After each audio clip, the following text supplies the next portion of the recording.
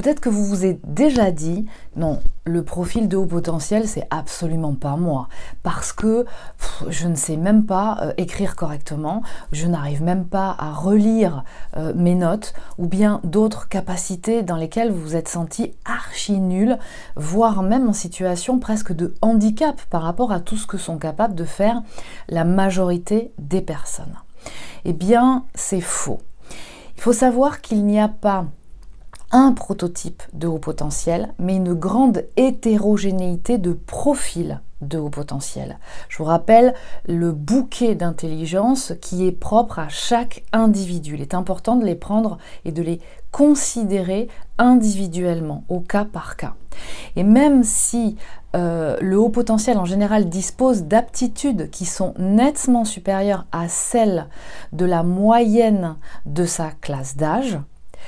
quelquefois, cependant, il y a des profils de haut potentiel qui se distinguent par un décalage fort entre des aptitudes qu'ils peuvent avoir qui sont très élevées dans certains domaines d'intelligence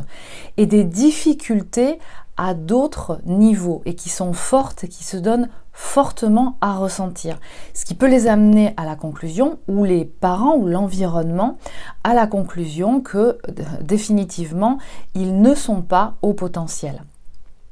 Bien souvent, quand on parle d'individus à haut potentiel, on a tendance à assimiler et à imaginer que ce sont des individus qui sont géniaux et qui maîtrisent un champ très vaste de domaines d'intelligence sur lesquels ils seraient en pleine capacité. Je vous rappelle qu'un haut potentiel, être haut potentiel ne signifie pas être à 100% de son potentiel sur les différents domaines d'intelligence qui lui sont propres. Il y a dans certains cas, la plupart du temps, du travail à développer, d'où l'intérêt d'un accompagnement à la fois psychologique, mais aussi dans un apprentissage de réapprendre à travailler, d'acquérir une certaine méthodologie. Donc on va voir là quels sont les domaines d'aptitude qui peuvent être élevés bien souvent, liste non exhaustive bien entendu, ceux où les aptitudes, les domaines dans lesquels les aptitudes peuvent se révéler faibles, et puis l'intérêt effectivement de bien identifier le profil du haut potentiel que vous êtes ou dont est détenteur en fait votre enfant.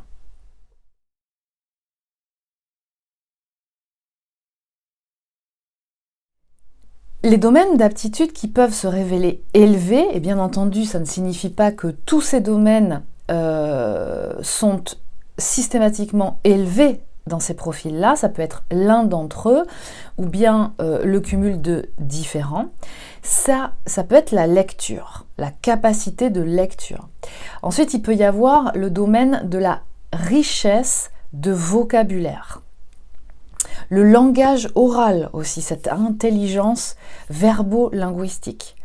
Ça peut être aussi le domaine de l'association des idées. Je vous rappelle aussi que le haut potentiel a vraiment une ergonomie cérébrale qui est complètement différente des normaux pensants, des neurotypiques,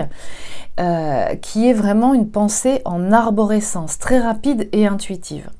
Ça peut être aussi le domaine de la mémorisation, c'est-à-dire une capacité supérieure à la moyenne de mémoriser les informations. Il peut y avoir aussi, qui peut s'avérer une aptitude très élevée, plus que la moyenne, la rapidité dans le travail, la rapidité d'exécution. J'intègre l'information, on me l'explique et je mets en œuvre très rapidement dans la matière la réalisation de ce travail.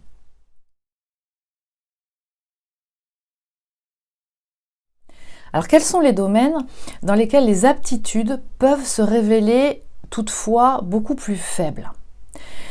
Il y a le domaine de l'écriture et du graphisme. Il y a le domaine de la présentation des travaux, c'est-à-dire cette difficulté à produire des travaux par rapport à de la créativité, c'est-à-dire dans des contraintes données, par rapport à des directives bien précises. le domaine de savoir-faire pratique, c'est-à-dire que ça peut être des individus qui sont très intellectuels, très dans une façon de percevoir le monde et de l'imaginer conceptuel, mais ensuite le mettre en œuvre dans la matière, avoir une aisance à produire dans la matière, c'est quelque chose qui peut s'avérer difficile. L'organisation du travail aussi, ça c'est quelque chose qui peut s'avérer défaillante chez certains profils de haut potentiel. S'organiser dans le temps, organiser un planning, faire un rétro-planning par rapport à une date limite de remise de travaux. Avoir beaucoup de temps, beaucoup de mal à organiser son temps. Ensuite, il peut y avoir une grande difficulté révélée dans la maîtrise des gestes,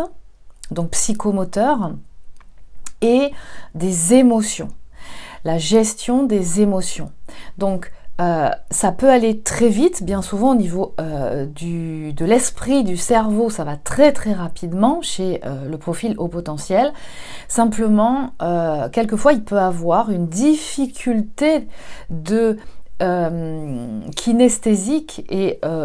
d'aisance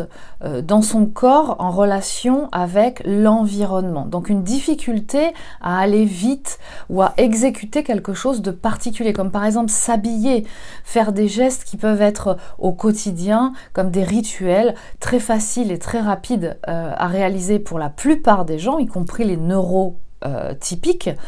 mais qui pour certains hauts potentiels peuvent s'avérer vraiment quelque chose de compliqué. Mais 3 ans à s'habiller, ou mais 3 ans à faire quelque chose comme par exemple la vaisselle, ou ranger et nettoyer la cuisine ou la table une fois qu'on a fini de manger. Etc., etc. Une difficulté dans la gestion d'émotions. On a vu que les hauts potentiels, et bien entendu, suivant les individus, ces territoires d'intelligence-là peuvent être plus ou moins bien exploités. On a vu la vulnérabilité émotionnelle du profil de haut potentiel. Mais il peut y avoir plus ou moins chez des profils de haut potentiel une facilité à gérer ses émotions, d'accord ? C'est-à-dire une difficulté à être dans le monde extérieur, dans le collectif ou en duo avec quelqu'un. Donc une difficulté par exemple dans le relationnel, dans le couple, qui fait que on a du mal à recevoir les mots et l'expression du cœur ou l'expression tout court de la manifestation du quotidien de son environnement parce que ça nous impacte, chaque mot, chaque comportement physique vis-à-vis de la personne, l'impact énormément, prend des proportions hallucinantes qui finit par générer en elle un envahissement affectif qu'elle a du mal à gérer. Et puis, il peut y avoir aussi, parmi ces aptitudes qui peuvent se révéler défaillantes, les activités physiques. Donc encore une fois, l'aisance qu'on peut avoir avec son corps, le fait d'être bien connecté avec son corps. Encore une fois, on a l'image de hauts potentiels qui sont des génies dans tous les aspects, dans tous les territoires d'intelligence. C'est archi faux. Donc il peut y avoir des individus qui sont vraiment pas à l'aise avec leur corps et qui sont pas du tout à l'aise avec l'activité physique, voire même qui peuvent laisser tomber, comme s'ils étaient dissociés de leur corps, donc de la matière, et qui peuvent générer des problématiques comme par exemple extrêmes, alimentaire, qui peut être l'anorexie, ou qui peut être au contraire la boulimie, les problèmes de surpoids,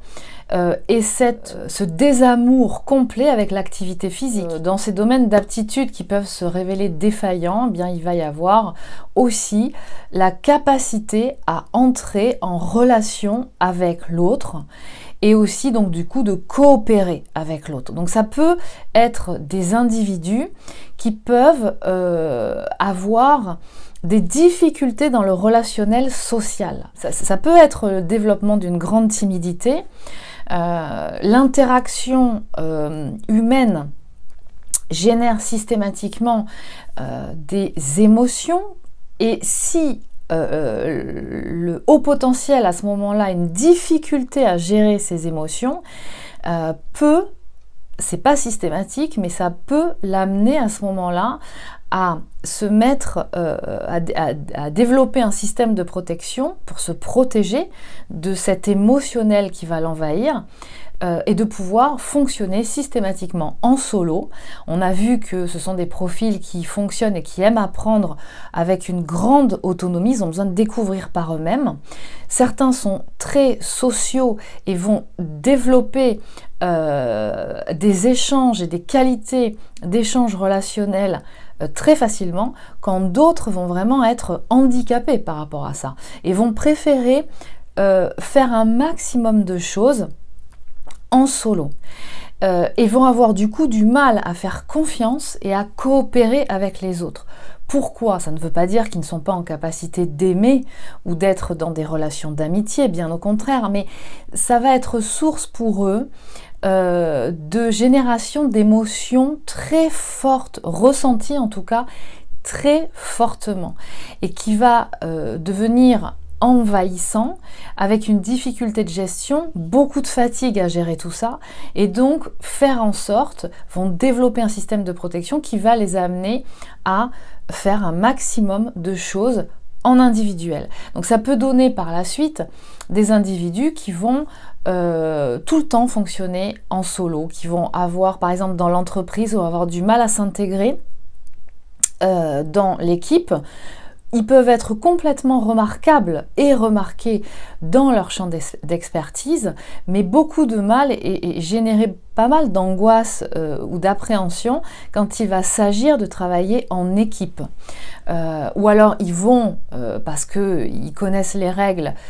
travailler en équipe parce qu'on leur demande de le faire, mais qui vont quand même avoir systémie de générer quand même un maximum de travail de leur côté, dans leur coin, et ne pas se mélanger avec les autres, pour ensuite apporter la production de leur travail au moment de l'échange collectif au sein de l'équipe. Pour vous donner des exemples de profils de haut potentiel qui peuvent se déterminer par cette caractéristique d'un déséquilibre, en fait, des résultats d'un profil de haut potentiel, ce sont des profils où l'individu n'investit pas de façon homogène les différents champs d'intelligence. Il est assez déséquilibré. Il va compenser énormément. Et ça peut donner par exemple des profils de haut potentiel qui sont, quand ils sont très à l'aise par exemple avec tout ce qui est le champ lexical, l'oralité, l'expression orale, mais qui par exemple peuvent avoir des difficultés à écrire ou à relire, qui ont du mal vraiment dans la production écrite et la structuration et la méthodologie, vont être des grands orateurs, vont avoir des capacités de diffuser l'information en retenant, parce qu'ils ont peut-être aussi développé une capacité au-delà de la normale, d'une grande mémorisation, qui sont capables d'écouter des gens parler, différentes personnes dans différents contextes, et de retenir par exemple et de sentir la résonance sémantique des mots, et qui sont capables de retranscrire ensuite et de faire une synthèse un petit peu de tout ça, d'associer tous ces domaines-là, et de pouvoir retransmettre avec une aisance hallucinante, ce qui fait qu'ils peuvent donner l'image de quelqu'un qui maîtrise vraiment tout un tas de champs de compétences, mais qui peuvent se révéler, à côté de ça, complètement handicapés par rapport à la production d'écrit. À chaque fois que, par exemple, au moment où on va leur demander « super, ton discours, ta conférence, elle est géniale, maintenant est-ce que tu pourrais pas nous produire une méthodologie, écris un livre par rapport à ce sujet ?» Et là, la personne peut se sentir complètement handicapée, complètement bloquée, ne pas arriver à passer le cap. Pourquoi? Eh bien parce que tous les autres domaines qui vont lui l'amener à pouvoir continuer à aboutir son travail, donc intégrer une certaine méthodologie et donc d'autres domaines d'intelligence qui vont lui être nécessaires pour aller jusqu'au bout du cheminement, vont lui être pas encore assez développés. Alors on peut aussi avoir des exemples de personnes qui ont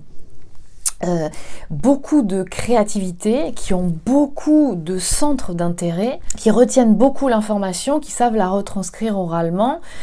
qui savent aussi être à l'aise à l'écrit, mais qui ont du mal à organiser leur temps, la gestion de leur temps. C'est-à-dire que dès qu'on leur donne, et dans ce monde de matière, il y a souvent des dates limites de remise de travaux, ou bien tout simplement des rendez-vous pour lesquels il est important d'avoir fini une production, un travail bien particulier pour pouvoir justement s'en servir et le diffuser autour de soi. Et donc, il peut y avoir des profils, par exemple, où la personne est vraiment à beaucoup d'associations d'idées, elle est très riche et elle ressent que c'est très créatif en termes de diffusion, de recherche de sources d'informations pour pouvoir travailler sur un sujet, le développer, avoir acquis une certaine méthodologie qu'elle peut appliquer dans la structuration de l'information, mais qui, par exemple, dans l'organisation du temps de travail, est complètement paumée, peut se retrouver en échec, tout simplement parce qu'elle n'est pas capable de s'organiser dans le temps terrestre, dans le timing, en établissant des rétro-plannings, par exemple, et qui du coup vont être pénalisés parce qu'ils ne sauront pas rendre leur travail en temps et en heure. Et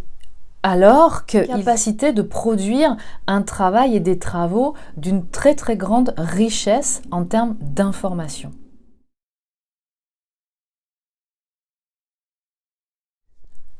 Donc vous saisissez bien l'importance vraiment de prendre en compte chaque individu en particulier dans le domaine des individus à haut potentiel. Parce qu'en fait,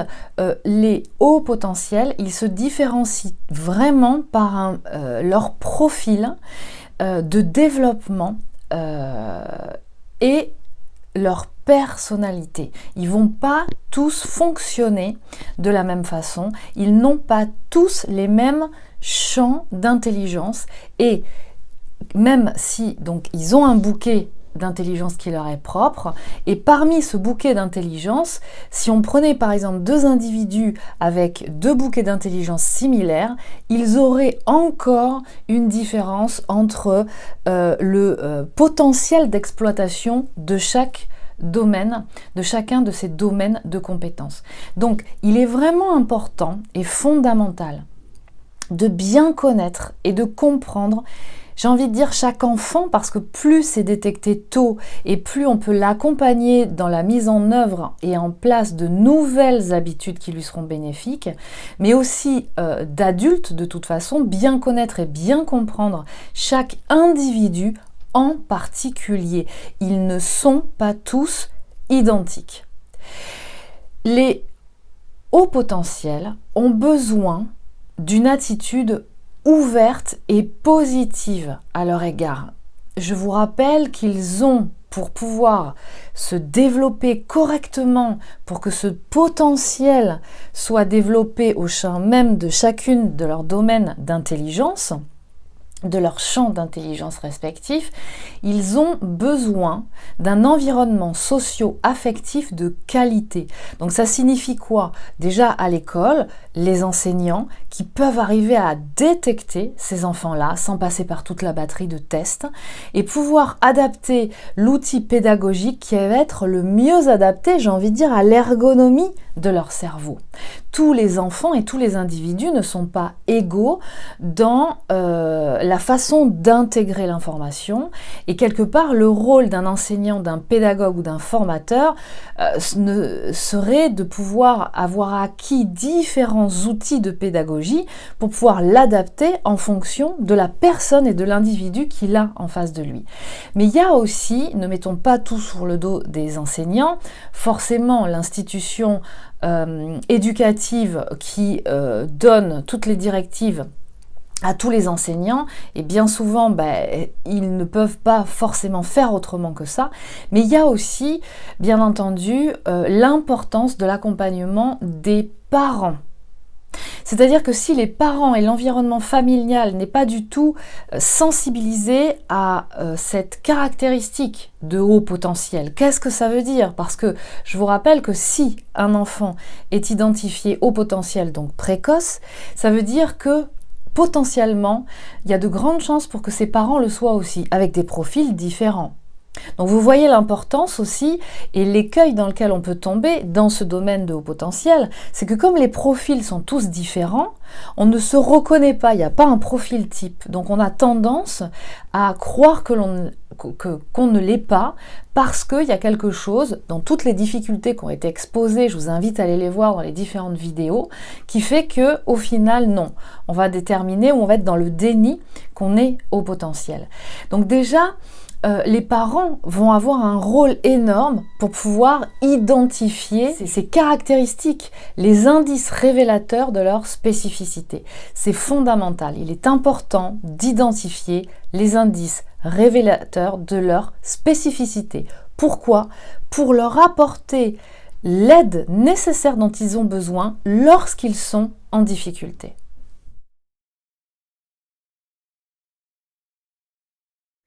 Donc les solutions qui peuvent être amenées face à cette problématique, ce type de difficulté, ça va être encore et toujours de bien identifier le profil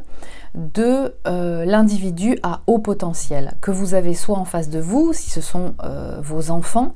ou bien en vous-même. Donc ça veut dire s'identifier comme étant haut potentiel, et je vous ramène à toutes les vidéos qui ont déjà été produites qui vous aident justement à identifier le profil de haut potentiel, et de pouvoir identifier bien entendu les difficultés, c'est-à-dire les champs de compétences, les territoires d'intelligence sur lesquels il y a des blocages. Tout ça, pourquoi? Pour pouvoir mettre en place la stratégie d'aide qui va être la mieux adaptée. Alors il faut savoir que par exemple dans les difficultés face à l'effort, apprendre à travailler, acquérir une méthodologie, ça va passer aussi par un travail avec l'individu de réapprendre à développer, à gérer son planning, ça veut dire l'acquisition d'un agenda, de pouvoir élaborer un agenda en fonction de son activité, que ce soit scolaire, extrascolaire, mais quand on est adulte, de son temps de travail, de réserver, de prévoir des espaces-temps dans la réalisation d'activités qui génèrent de la joie et du plaisir chez la personne, ça c'est fondamental, et de pouvoir justement gérer le temps au mieux. Réapprendre à travailler, ça veut dire réapprendre à apprendre, c'est-à-dire apprendre que il y a des efforts à fournir qui sont réguliers, qui vont devoir être réguliers, donc la persévérance, avec une méthodologie, une stratégie qui, pourquoi pas, pourra être inventée, appropriée, toujours en faisant écho à l'ergonomie cérébrale de l'individu, qu'on va pouvoir le solliciter pour qu'il trouve la solution d'une méthodologie qui est la plus appropriée pour lui, mais qu'il va s'atteler à mettre en œuvre dans la matière jusqu'à avoir les résultats escomptés. C'est-à-dire que à ce moment-là, l'individu va être amené à exercer, pratiquer dans la matière un effort régulier, continu, pour arriver jusqu'au moment où elle va intégrer qu'il augmente ses performances, qu'il associe l'augmentation de ses performances grâce au travail de persévérance et de pratique qui lui aura été demandé. Parce que, comme vous l'aurez saisi, comme il a des compétences d'une pensée très rapide et intuitive, il pense déjà que tout le monde fonctionne comme ça, ce qui est complètement faux. Et donc, il va falloir qu'il réapprenne dans les aspects, dans les territoires d'intelligence dans lesquels il est un peu moins performant, à performer. Voilà. Et ça, c'est fondamental parce que ça va lui servir toute sa vie d'adulte. Parce que bien souvent, ces individus-là vont s'empêcher ou vont éviter de réaliser un certain nombre d'activités ou de tâches, tout simplement parce qu'ils ne se sentiront pas ou ils ne se croiront pas à la hauteur de pouvoir